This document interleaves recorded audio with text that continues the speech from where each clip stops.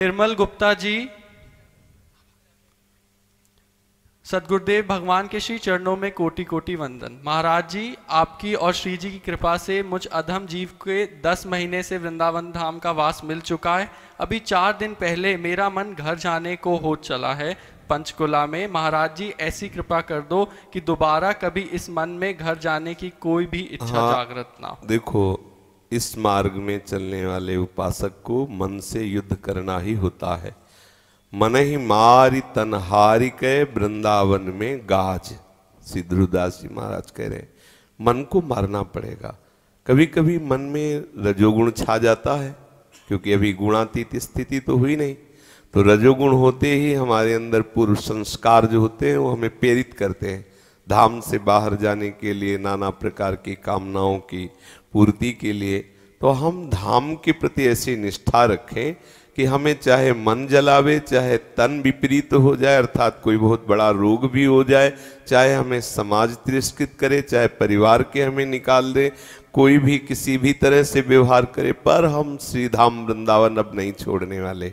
ऐसा श्री भट्ट देवाचार्य जी ने तो यहाँ तक कहा कि रे मन वृंदा विपिन निहार, रे मन वृंदा विपिन निहार, विपिन राज सीमा के बाहर, विपिन राज सीमा के बाहर, हरि हूँ को न निहार, हरि हूँ को न निहार, रे मन वृंदा विपिन निहार, रे मन वृंदा विपिन निहार। यद्यपि मिले कोटि चिंतामणि, यद्यपि मिले कोटि चिंतामणि, तऊ ना हाथ पसार,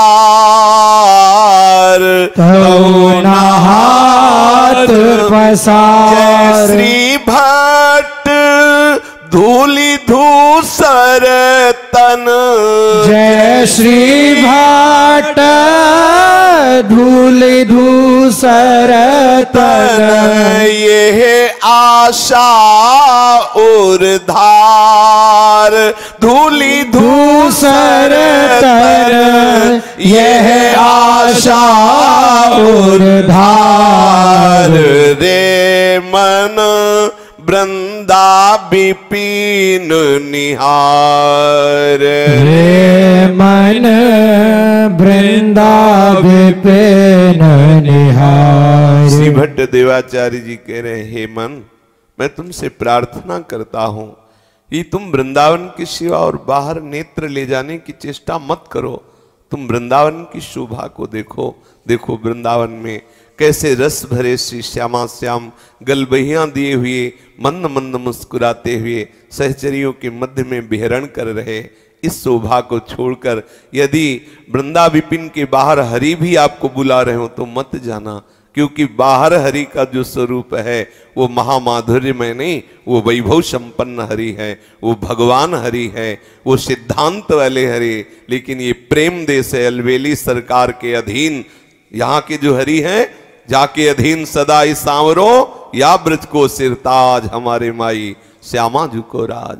हमारी श्यामाजू के प्रेम में अधीन श्री लालजू महाराज है, यहाँ वंशीधारी है, यहाँ महामहिमा में प्रभु का प्रेम ऐसे युगल सरकार को भी विवश किए रहता है।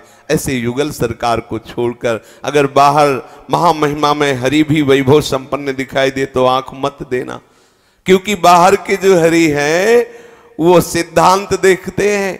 हो सकता है थोड़ी देर दर्शन दे के अंतर्धान हो जाए। देखो ध्रुव जी को पद दिया अटल पदवी, लेकिन समीप थोड़ी की निरंतर सानिध्य सेवा में। और हमारे जो हरि वृंदावन के ये जब रीझ जाएंगे तो सदैव आपको अपने संग रख लेंगे, श्रीअंग सेवा का अधिकार दे देंगे। लाडली लाल के समीप रहना, उनकी श्रीअंग सेवा का अधिकार मिलना बहुत दुर्लभ बात है। अब श्री भट्ट देवाचार्य जी कह रहे हैं, यदि आपको ऐसा लगता हो कि वृंदावन वास के लिए धन की जरूरत है और बाहर हमारे अमुक अमुक हैं, वो अगर नहीं जाएंगे तो हमें धन नहीं देंगे, तो आप विश्वास कीजिए श्री वृंदावनेश्वरी का ये राज्य है, यहाँ कोई ऐसा नहीं रह सकता कि भूखा रह सके, या कोई ऐसा नहीं जिसको वास न मिले। आप आश्रित होइए। अगर आप अन्य आश्रय लिए हैं तो आपको संशय हो जाएगा, और यदि आप गोरे चरणारविंद के आश्रित है तो निश्चित आप देखेंगे विश्वंभर जो विश्व का भरण पोषण करने वाले प्रभु हैं, ये उनका निज महल है, यहाँ कोई कैसे अनाश्रित या भूखा रह सकता है। तो चाहे करोड़ों चिंतामणि मिले, चाहे जितना हीरा जवाहरात कोई प्रलोभन दे, लेकिन आप वृंदावन छोड़कर उस वस्तु के लिए मत जाना। पाए रतन चीन्ह्यो नहीं दीन्ह्यो करते डार, ये माया श्री कृष्ण की मोहो सब संसार। इसलिए ये महारत्न स्वरूप सी प्यारे जू का निज महल है, इसे छोड़कर मत जाना। यही आशा रखना कि इसी धूल में राधा राधा पुकारते हुए लौटता हुआ शरीर छोड़ो, यही आशा रखना। जैसी भट्ट धूल धूसर तन, ये आशा और धार, ये महान प्रेमी रसिकों की चरण धूल प्यारे जू के चरण चिन्हित ये भूमि है। इस रज में लौटते हुए राधा राधा पुकारते हुए मेरा प्राण निकले, यही हमारी आकांक्षा रहे। मन तो कैसा कैसा है, किस क्षण में क्या क्या रंग बदलता रहता है, इसकी बात नहीं, इसे मारना होगा। इसकी जो मन की वासना की तरंगें उठती हैं, उपेक्षा करनी होगी। अगर उपेक्षा नहीं करोगे तो ये तो बढ़ता चला जाएगा, संकल्पी कल्प करके हमें प्रभु से बिलक कर देगा। इसलिए धैर्य पूर्वक मन ही मारि तनहारि के वृंदावन में गाज।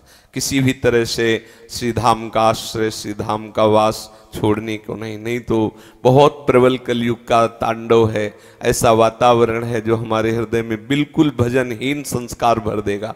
भजन की ये बहुत बड़ी महिमामयी वृत्ति प्रदान करने वाला ये धाम है। धाम से विमुख हुए, धाम से अलग हुए, सत्संग से अलग हुए तो फिर ऐसा तांडव चल रहा है कलयुग का, पूछो मत। खान पान शुद्ध, वातावरण शुद्ध, लोगों की बोलने का तरीका अलग, देखने का तरीका शास्त्र विरुद्ध, हर चेष्टाएं होने लगी। इसलिए बहुत सावधान रहो, ये जो हमारा जन्म है ये पूर्णता को प्राप्त हो जाए। अब हमें श्री जी से बिलग नहीं रहना, हमें आकांक्षा नहीं करनी कि हमारा अगला जन्म हो, इस कलिकाल में और अगला जन्म होगा, पता नहीं हम कैसे वातावरण में हो, हमें भजन का परमाणु मिले कि ना मिले। आप देखो कितना भोजन अशुद्ध हो रहा है, कहीं शुद्ध वस्तु मिलना मुश्किल हो रहा है। दूध जैसी पवित्र वस्तुओं में मिलावट, घी जैसी पवित्र वस्तुओं में मिलावट, कैसे हम कहें कि हमारा आहार शुद्ध होगा। इसलिए हम ये चाहें कि इसी जन्म में भगवत प्राप्ति हो जाए, हमें आगे इस कलिकाल में जन्म ना लेना पड़े। नहीं तो ऐसे जो पुराने महापुरुष भजनानंदी जैसे भजन कर गए तो हम लोग कहाँ उनकी होड़ कर सकते हैं। आज जो वातावरण वो कल नहीं मिलेगा। धीरे धीरे वायुमंडल कलयुग के प्रभाव से युक्त होता जा रहा है। भजन वृत्तियां, भगवत भाव, सत्यता, ब्रह्मचर्य, अहिंसा, ये सब जा रही है। केवल हम अपने स्वाद के लिए, अपनी जनेंद्रिय के सुख के लिए और जैसे भी बने वैसे हम आचरण कर रहे हैं। तो इसलिए मन को भगाओ मत। संत समागम में, वृंदावन धाम में, प्रिया प्रीतम के इस रज में हम अपना जीवन व्यतीत करें आश्रित होकर, जिससे हमें इसी जन्म में श्री जी मिल जाएं, ऐसा दृढ़ निश्चय करें जी।